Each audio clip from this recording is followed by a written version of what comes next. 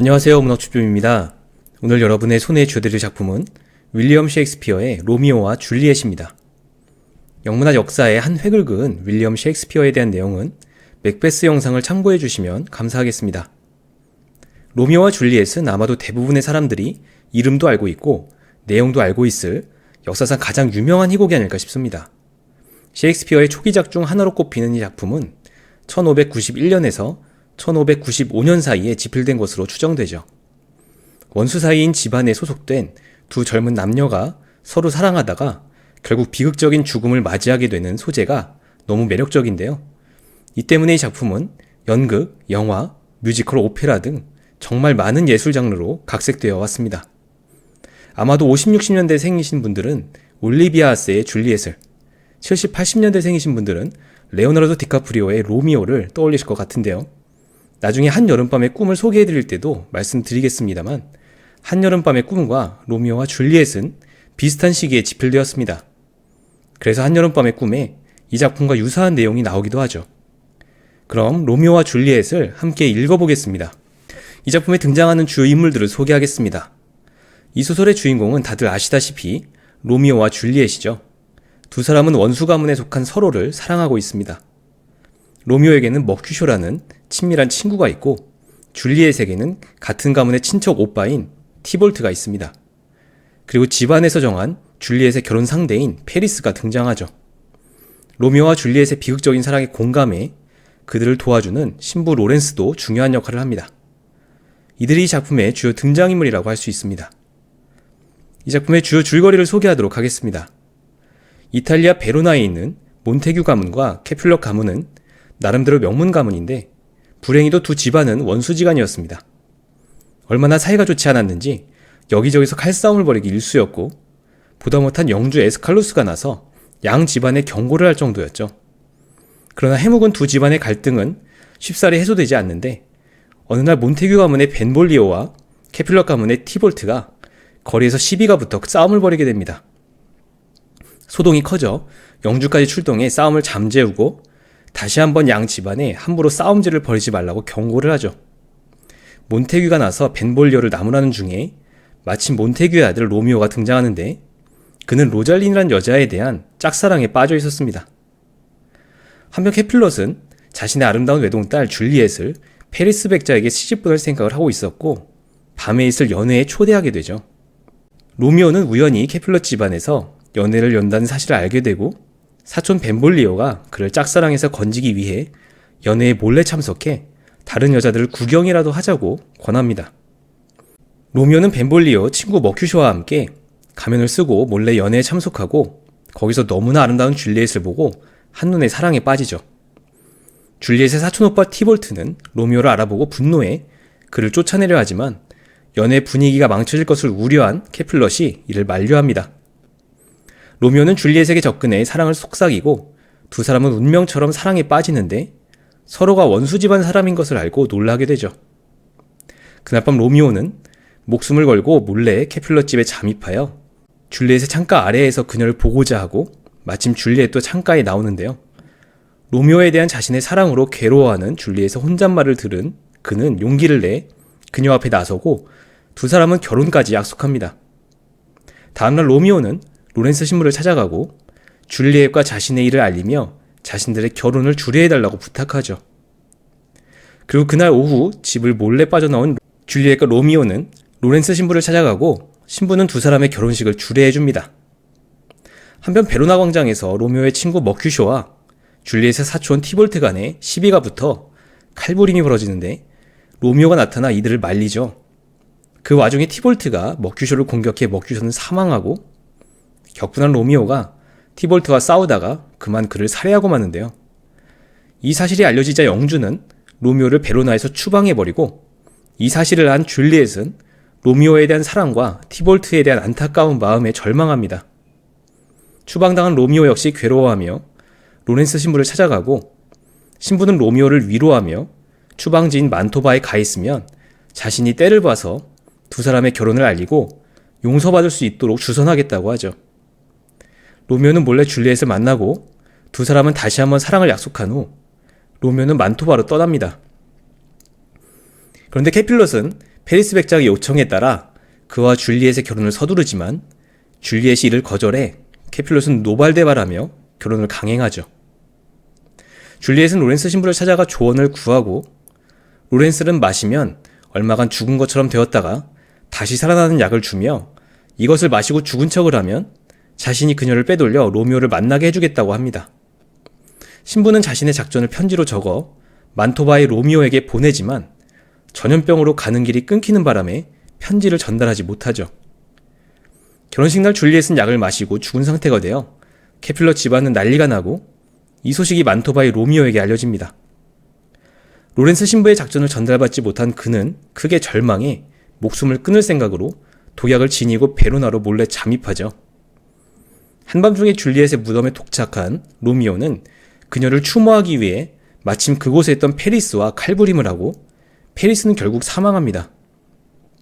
로미오 역시 독약을 마시고 사망하는데 마침 그때 줄리엣이 깨어나 로미오가 죽은 것을 알고 단검으로 자결하고 말죠. 결국 로렌스 신부에 의해 로미오와 줄리엣의 사연이 양쪽 집안에 알려지고 그제서야 두 집안은 화해를 합니다. 이제 이 작품의 감상평을 공유하도록 하겠습니다. 먼저 사랑에는 책임이 뒤따라야 한다는 점을 생각해 보겠습니다. 로미오와 줄리엣은 아마도 모르는 사람이 없을 정도로 유명한 희곡이고 두 주인공의 이름은 지금까지도 열정적인 사랑의 대명사로 회자되고 있습니다. 그도 그럴 것이 원수지간인 두 집안에서 태어나 이를 이겨내는 사랑을 해나가는 스토리가 상당히 매력적이기 때문이죠.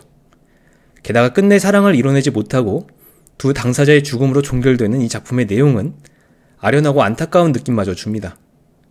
때문에 이 작품은 다양한 문화 장르로 각색, 재해석되었고 비슷한 구성과 주제를 담고 있는 작품들까지 생각하면 그 영향력은 한도 끝도 없을 정도입니다. 비록 같은 작품이더라도 읽은 사람의 처지와 상황, 환경에 따라 다른 감상을 주는데 저에게는 이 작품 역시 마찬가지였습니다. 이 작품의 주요 주제는 상황을 뛰어넘은 로미오와 줄리엣의 사랑이라고 할 수 있을 텐데 예전에 봤을 때는 로맨틱하고 아름답게만 느껴졌었습니다. 그러나 지금 이들의 모습을 보는 제게는 로미오와 줄리엣의 설익은 감정과 행동이 안타깝게만 느껴졌죠.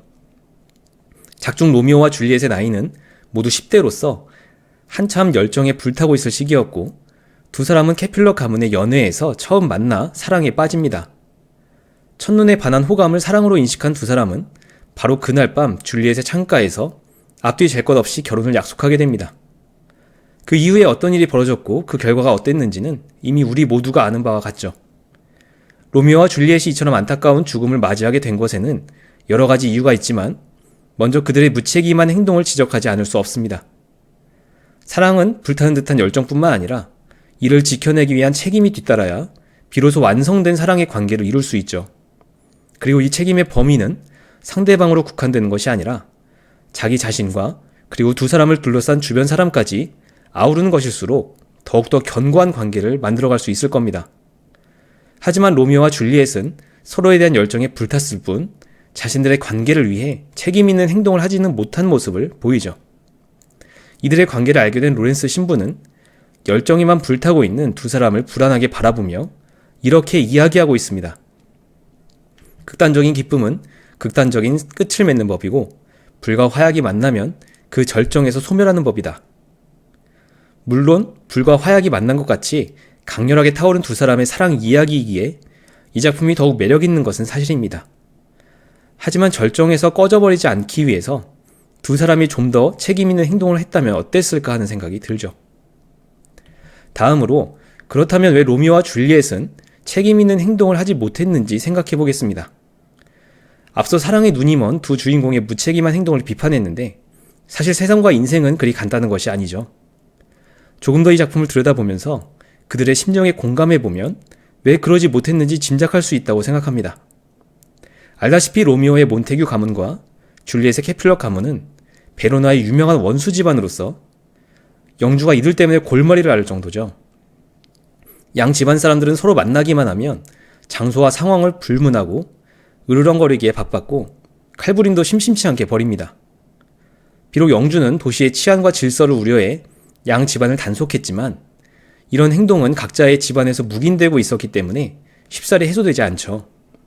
사실 서로 사랑하게 된 로미오와 줄리엣이 일반적인 상황에서라면 공식적으로 통혼 절차를 거쳐 모두의 축복 속에 결혼할 수 있었을 겁니다. 그러나 이제 겨우 10대인 두 사람에게 있어서 원수지간이란 주어진 환경은 극복이 불가능한 장애라고 여겨졌을 법하죠. 아, 로미오. 당신은 왜 하필 로미오인가요? 아버지의 이름을 버리고 당신의 이름을 거부하세요. 그렇게 못하시겠다면 다만 나를 사랑한다고 맹세해주세요. 라는 줄리엣의 절규가 괜히 나온 것이 아니죠. 몬테규 가문과 캐필러 가문에 두 사람이 소속된 상황이 유지되는 한 이들에게는 너무나 극복하기 어려운 가혹한 상황이었습니다. 게다가 캐필러 가문에서는 줄리엣과 페리스의 결혼을 밀어붙였는데 줄리엣의 입장에서는 죽음을 가장하지 않고는 이를 면할 수 없었죠. 그렇기 때문에 두 사람은 정상적인 절차를 밟는 것은 꿈도 꾸지 못하고 로렌스 신부를 통한 비밀 결혼이라는 극단적 선택을 하게 된 겁니다. 꿈쩍도 않던 양 집안은 로미오와 줄리엣이 비극적인 죽음을 맞고 나서야 겨우 화해를 하는 모습인데 이를 바라본 영주는 구슬픈 평화라고 평하죠.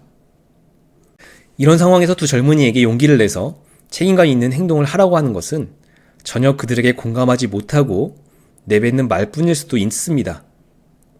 로미오와 줄리엣의 섣부른 행동을 비난하기에 앞서서 그들을 그렇게 몰아넣은 상황에 대해서도 생각해볼 필요가 있는 거죠. 이 작품이 진짜 비극적인 이유는 두 사람의 사랑이 이루어지지 않았기 때문이 아니라 그들을 둘러싼 상황이 그들을 짓눌러 극단적이고 비정상적인 선택을 강요했기 때문입니다. 마지막으로 창가라는 공간적 배경에 대해서 생각해 보도록 하겠습니다.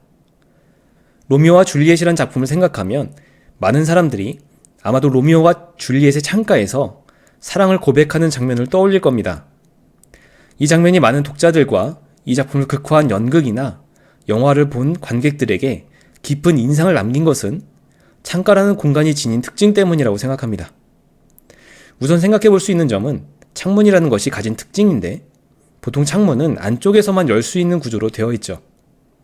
따라서 셰익스피어가 로미오와 줄리엣이 서로의 마음을 확인하는 장면의 배경으로 창가를 선택한 이유는 창문의 구조가 가지는 상징성 때문일 겁니다. 줄리엣이 자기 방의 창문을 열고 로미오에 대한 마음을 털어놓는 모습은 자신의 마음을 연 것을 상징적으로 보여주는 거죠. 그런데 저는 줄리엣의 방 창문이라는 공간적인 배경은 더 큰 상징성이 있다고 보는데 바로 이 부분이 극작가로서 셰익스피어의 천재성이 번뜩이는 부분인 것 같습니다. 사실 이 작품 전체에서 로미오와 줄리엣이 이 창문가에서 만나는 장면은 2번 나오는데 앞서 언급한 장면과 로미오가 티볼트를 살해한 후 만토바로 가기 위해 줄리엣을 떠나는 장면이죠. 주목해야 할 점은 줄리엣의 방이 2층이란 점인데 바로 이런 구조 때문에 나타나는 상징성이 흥미로운 요소입니다. 첫 번째 장면에서 로미오는 줄리엣의 집 정원에 몰래 잠입하여 줄리엣의 방 창가 아래 자리를 잡고 그녀의 속마음을 엿듣게 되죠. 그리고 그 두 사람은 서로의 마음을 확인하는데 로미오가 위쪽에 있는 줄리엣을 올려다보는 모습이 상당히 낭만적으로 그려집니다. 그리고 올려다보는 모습은 자신의 행복을 줄리엣과 그녀를 향한 사랑에서 찾고자 하는 로미오의 갈구하는 마음을 잘 보여주고 있죠. 저기 저 창문에서 쏟아지는 빛은 뭐지? 동쪽이군. 그렇다면 줄리엣은 태양이야. 그의 마음을 표현하기에 2층에 있는 줄리엣을 올려다보는 모습은 너무나 적절해 보입니다. 그런가 하면 줄리엣이 살인을 저지르고 만토바로 추방당한 로미오를 떠나버려 할 때 창문의 구조는 복선을 깔아주는 역할을 하죠. 2층 창가를 통해 내려가는 로미오의 모습은 두 사람의 운명이 하강곡선을 그릴 것임을 보여줌과 동시에 줄리엣의 마음속에 불안감을 던져줍니다. 그대가 그렇게 아래에 내려가 계시니 무덤 속의 시체처럼 보여요. 2층 창가라는 공간적 배경이 있었기에 두 주인공의 운명과 감정을 상징적으로 너무나 잘 보여줄 수 있었다고 생각합니다. 그리고 이런 공간적 배경을 구상해낸 셰익스피어의 천재성을 다시 한번 생각하게 만들죠. 여기까지 로미오와 줄리엣 줍줍이었습니다. 이미 아는 내용인데 굳이 책을 봐야 하나 하는 생각을 하시는 분들에게 꼭 읽어보시라고 말씀드리고 싶습니다. 책을 읽어보시면 또 다른 맛을 느끼실 수도 있고 몰랐던 사실도 아실 수 있을 것 같습니다. 지금까지 문학 줍줍이었습니다. 감사합니다.